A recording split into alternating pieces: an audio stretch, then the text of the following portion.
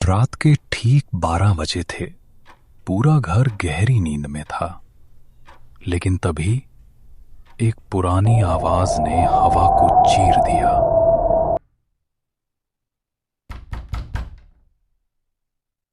ये आवाज जिस कमरे से आई थी उसे सब काली कोठरी कहते थे। घर का सबसे पुराना, बदनाम और रहस्यमय कमरा, जहां कोई अकेले जाना पसंद नहीं करता था।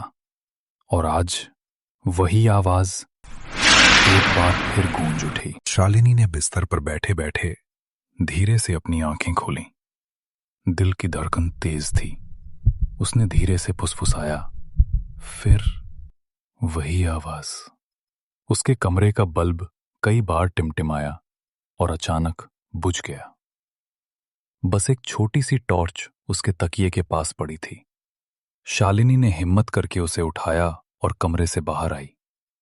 हवा का हल्का सा झोंका आया और कोठरी का पुराना लकड़ी का दरवाजा अपने आप और खुल गया।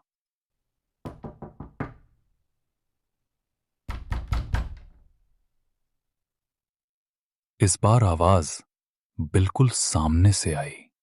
अगली रात ठीक 12 बजे कोठरी से फिर वही आवाज आई, लेकिन इस बार आवाज दीवार से नहीं बल्कि कमरे में रखे पुराने लोहे के बक्से से आ रही थी। शालिनी कांपते हुए पास गई। बक्सा हिल रहा था, मानो कोई अंदर से बाहर आने की कोशिश कर रहा हो। और फिर अंदर से किसी के तेज तेज सांस लेने की आवाज। शालिनी का दिल गले में आ गया। तभी फिर वही फुसफुसाहट, मत खोलना, नहीं तो वो बाहर आ जाएगी। शालिनी भागकर कमरे में चली गई और जोर से दरवाजा बंद कर लिया। अगली सुबह जब शालिनी ने कोठरी में झांका, उसका खून जम गया। काली गीली मिट्टी से दीवार पर लिखा था, शालिनी, आखिर तू आ ही गई। लिखावट नहीं थी, जैसे कुछ सेकंड पहले ही लिखी गई हो। उसी समय पीछे से दादी की भारी आवाज आई, तूने भी सुन लिया ना?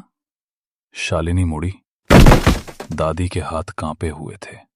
दादी बोली, ये घर उस औरत का है जिसका नाम था दर्पणमाला। दादी ने धीरे धीरे कहानी सुनाना शुरू किया। दर्पणमाला एक अजीब औरत थी। आईना देखना उसकी आदत नहीं, उसकी बीमारी थी। कहते हैं वो आईने में अपना चेहरा नहीं देखती थी, बल्कि कुछ और देखती थी, कुछ ऐसा जो इंसान नहीं था। धीमी धीमी घंटियां बजने लगीं, हवा भारी होने लगी। दादी बोली, एक रात उसने खुद को फांसी लगा ली, लेकिन मरने से पहले वो चीखी थी, मैं वापस आऊंगी अपने खून के लिए। और उसी रात उसका चेहरा आईने में हमेशा के लिए कैद हो गया। उस रात बिजली गुल हो गई, पूरा घर अंधेरे में डूब गया। आईने पर हल्की चमक होने लगी, जैसे कोई अंदर से रोशनी कर रहा हो। शालिनी धीरे धीरे उसके पास गई, टॉर्च आगे बढ़ाई, और फिर आईने में उसका चेहरा नहीं बल्कि नीली आंखों वाली एक औरत दिखाई दी।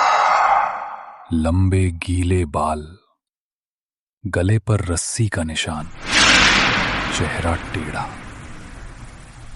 और मुस्कान बिल्कुल नंगी। शालिनी डरकर पीछे हटे इससे पहले आईने के अंदर वाली औरत ने अपना हाथ बाहर निकाल लिया। दादी दौड़ते हुए आई, शालिनी, तू ही है, दर्पणमाला की बेटी। शालिनी स्तब्ध रह गई। दादी बोली, जिस रात तू पैदा हुई उसी रात दर्पणमाला मर गई थी। मरने से पहले उसने कहा था कि वो अपने खून को वापस लेने आएगी। अचानक बाहर से जोरदार आवाज आई। कोई कोठरी के अंदर तेजी से चल रहा था, मानो दीवारों के अंदर दौड़ रहा हो।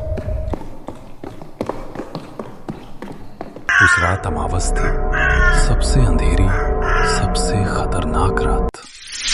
आईना हवा में उठ गया, धीरे धीरे घूमता हुआ कमरे के बीच आ गया। कमरे की सारी चीजें अपने आप हिलने लगी, पर्दे हिलने लगे, जैसे कोई तूफान अंदर ही उठ रहा हो। आईने की सतह पिघलने लगी, जैसे पानी बनकर टपक रही हो, और उसी तरल आईने से एक आकृति बाहर आने लगी। वही दर्पणमाला। बिखरे बाल, सफेद चमड़ी, गले पर रस्सी के नीले निशान। वो धीरे धीरे बोली, मैं आई हूं अपने हिस्से को लेने। उसने शालिनी का हाथ पकड़ा। उसका हाथ बर्फ जैसा ठंडा था। शालिनी चीखना चाहती थी, पर आवाज ही नहीं निकली। वो पूरी तरह जड़ हो चुकी थी। उसकी आंखों में सिर्फ डर नहीं, एक अजीब सा खिंचाव भी था, जैसे कोई पुरानी याद उसके शरीर को पहचान रही हो। दर्पणमाला ने मुस्कुराते हुए कहा, अब तू मेरे बिना नहीं रह सकती, क्योंकि तू मैं ही है। अचानक तेज हवा का झोंका आया। आईना एकदम चमका और शालिनी को अंदर खींच लिया। कमरा फिर शांत, सिर्फ आईना हल्का सा हिल रहा था, जैसे अंदर कोई सांस ले रहा हो। अगली सुबह दादी जब कमरे में आईं, कोठरी शांत थी, आईना बिल्कुल साफ। शालिनी कहीं नहीं थी, लेकिन आईने की सतह पर ताजा मिट्टी से लिखा हुआ था, अब मैं कभी अकेली नहीं रहूंगी।